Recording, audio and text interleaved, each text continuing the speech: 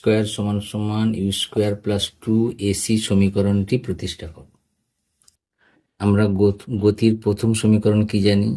গতির প্রথম সমীকরণ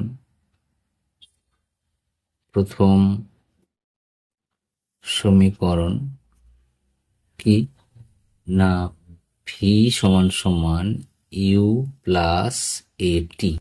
ঠিক আছে, এই সমীকরণটাকে আমি এখানে আবার লিখছি ভি সমান সমান ইউ প্লাস এটি। এবার আমরা কি করব? দুদিক বোথ সাইড বর্গ করব, তাহলে উভয় দিক বর্গ করে পাই।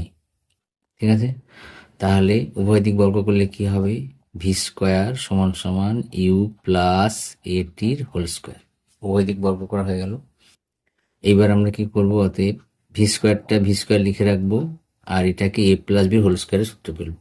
কি হবে? U square plus 2 into u into at plus এটির হোল স্কোয়ার, বা আমরা লিখতে পারি ভি স্কোয়ার সমান সমান you square plus 2a you এটি সমান সমান এ স্কোয়ার আর টি স্কোয়ার। ঠিক আছে, এইবার আমি কি করব? বা অতএব লিখি, অতএব ভি স্কোয়ার সমান সমান ইউ স্কোয়ার প্লাস, এখান থেকে আমি 2a আর এ কমন নিচ্ছি, তাহলে 2a কমন নিলে কি থাকবে? ইউটি প্লাস দুটো এ থেকে স্কোয়ার থেকে একটাই চলে গেছে, একটা এ থাকবে আর টি স্কোয়ার থাকবে, কিন্তু এখানটা একটা 2 দিতে হবে। যেহেতু আমি এখানে 2 ছিল, 2 কমন নিচে, এর মধ্যে 2 নেই, তুমি 2 দিয়ে গুণ করো, 2a হয়ে যাবে। আবার এটা 2 চলে আসলে 2 কেটে গিয়ে এটি স্কোয়ার হয়ে যাবে।